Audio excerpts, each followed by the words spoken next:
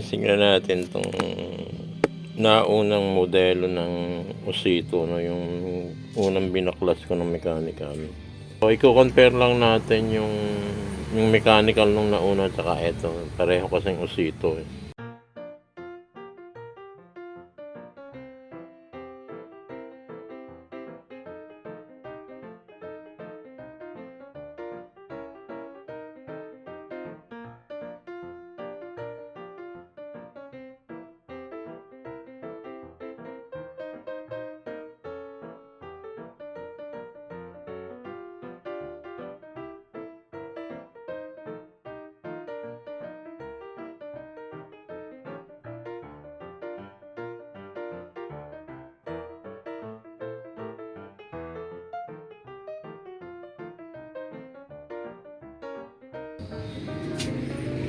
Right, halos sa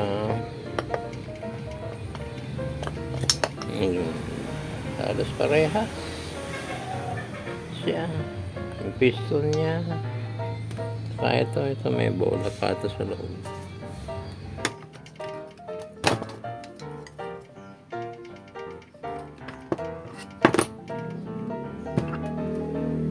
So halos parehas lang guys ha. Teka, maklasin na natin ha. Ano ba ito? Okay.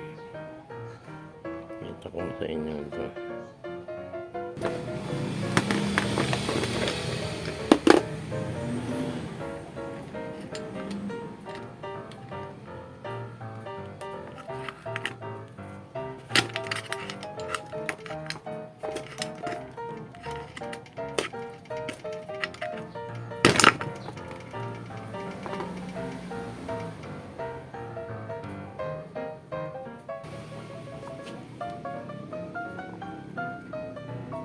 Para makita lahat totally na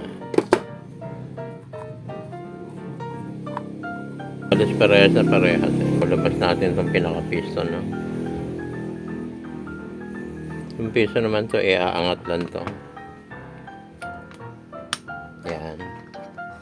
Yan pagkaangat mo, yan angat mo lang itong ganito, tapos pag umangat na iganon mo lang siya, i-twist mo ng isang quarter siya. Ito guys yung una, no, ito yung unang inano natin, medyo nagkaiba lang sa wattage, so halos parehas ng mechanical. So guys, ito yung naunang modelo ng Osito, no, yan, no. So ang laki ng armature niya, so mas malaki yung power niya, no, yung wattage niya. Ito, no. So, compare nito sa bago, ang liit to. Lagay muna natin dito para ma-demo. So guys, ang nasisira nga pala ito. Ang nasisira dito, ito, bumibilog pag persado kasi ang dinadrive nito itong yung dinadrive niya. Yan, pakita na natin, tanggalin ko. So yung gagawa nito halos alam na guys. Handaan nyo pa ba itong pagtanggal nito? Ito yung may bearing sa ilalim ng tatlo. So ito pinupush lang to. So ito ang nagpupush dyan to. Yan, nandito yung pinakaano niya. Pag pinus mo to, hindi siya magdadrive, magpi-freewheeling siya at the same time. Yan, no, magalaw yung sa, teka, tanggalin natin tong, ayan, tago na lang natin yung mga ano, kasi lalagyan din naman natin ng ano yan, ng grasa uli. Yan, nakikita naman yan. Diyan nakalagay yung piston, gagalaw to, yan, gaganong-ganon yan, nandito sa loob siya pag nagda-drive to. So pag ginanon mo to, tinaas mo, ito hindi siya gagalaw, magpi-freewheeling lang siya. Ang gagalaw lang sa kanya ito at saka to. Sa drill naman, pan-drill yan, angat mo lang yan. Yan, tulad ng dati. Ingat, nandun pa yung tatlong bearing, oh, yun. yung ball bearing niya. Tatlo. Kung ayaw niya matanggal, di wag na natin tanggalin. Pinakita ko lang naman yan. Tapos ito, maganda pa, walang tama. Ito ang nagkakaroon ng ano, tama. So ito guys, dito pumupunta yan. Aangat, tataas. Yan, tatangas. Pag tumaas niya, mag-i-engage. So, balik na natin to, no? Para makita nyo lang. So, very easy na lang, no? Kung nakita nyo to, dahil kung paano kasi, bago ko natanggal dati, yan eh. Hirap din ako. Ito guys, matigas to eh. Hindi basa-basa na ano to. Ang nadidisgrasya ito. Yung gear na ito, yan. Oh. Lagay mo nandito yan. Yan. So, yan ang dinadrive niya. Hindi lang siya nakasentro kasi ito yung isa eh. Tapos, pag binaba natin to, so, ang magdadrive naman ito lang. Pag hindi siya naka-engage sa itong piston siya, maglalaro naman siya dito kasi hindi siya nag-ano pag hindi siya naka-engage. Ayan, ito yung piston na yan, dito siya. So tight pa siya yan, matunog pa, maganda pa. Meron siyang bar na ganito kalaki na ando sa loob. Sentro lang natin sa tatlo yan.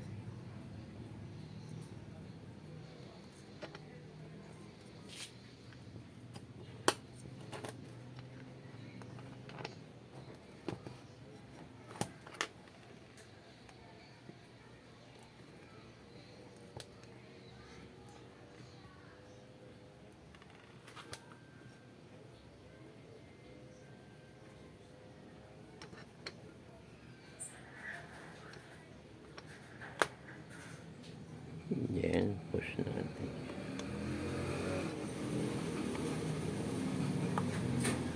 Teka, wala yung ano. Yan. Shit. Okay. Guys, pakita ko sa inyo yung sa hammer, no? Yung hammer drill niya, no? Kasi itong modelo na ito, dalawa lang siya eh. Ano lang siya, hammer tsaka ano, drill. Yung RS yan, ba tawag dito? Rotary hammer drill. Yung nauna meron chisel yun eh. 3 function nun. Chisel lang siya, hindi siya umiikot. So eto, umiikot to, hammer drill to. Meron din yun. So pag nilagay natin dito, ito din ang pinaka-driver niya. Main, ito yung pinaka-supply ng motor. So dito yan sa ilalim. Pag pinasok ko, ito papakita ko yan. Yan, ganyan yan. So mag-i-engage siya dito. Yun. Pag ginanon mo siya, under to, iikot na siya. Yan.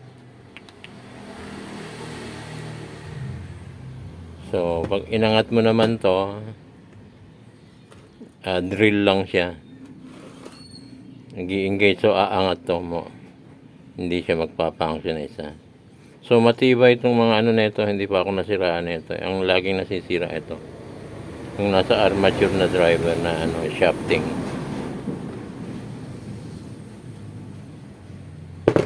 So, kabit muna natin yung pinaka-piston niya. Hindi ko napapakita ang linisin to. Pinakita ko lang yung function kasi ano ko din to eh. Meron naman akong ginagamit pa eh. Yan. Ganyan lang. Yan. Simple lang yan. Yan. Guys, medyo itabi nyo lang to. Yan. Huwag nyo igigit na ito. Yan. Ibalik mo yung pinaka-ano niya. Para maluwang siya. Yan. Yan, swak na siya.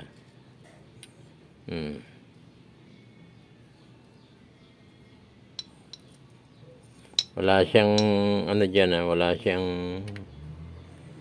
screw o ano, naka free movement lang yan, naka ano. Dito lang siya magdedepende sa pinakaano nito. Diyan lang siya sa sentro.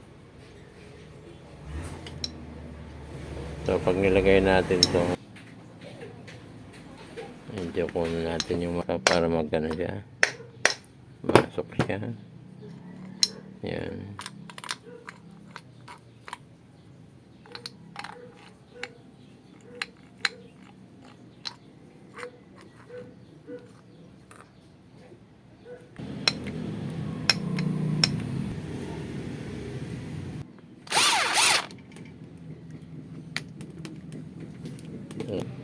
So, yun na pala. Ganun lang. Tapos na. Kasi sanay na tayo.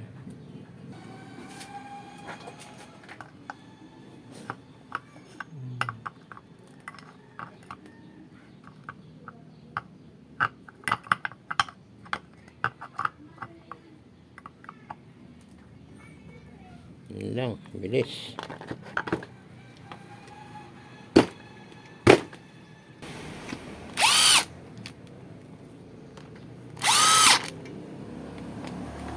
Guys, binalik ko lang to, no. Hindi pa totally ni-repair ko to. Pinakita ko lang yung pagkakaiba ng mechanical nito. So ito wala pang chisel. Yung nauna meron chisel, tatlo na yun. 3 function na yun, ito dalawa lang. Hammer drill. So yung function ng chisel niya, walang movement yung ano. Walang movement yung pinaka armature, yung ano, yung mechanical niya, ano lang, hindi siya umiikot, pump lang siya ng pump.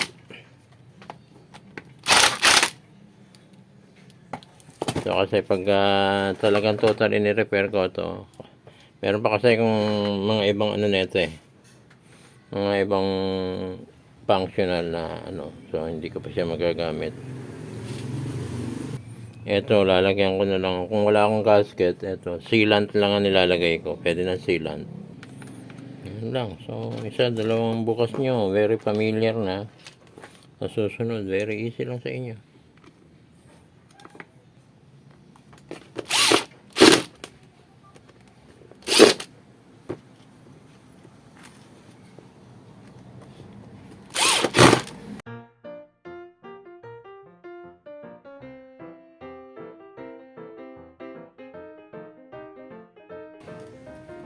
So guys, hanggang dito na lang tayo. So mechanical, almost the same, walang pinagbago.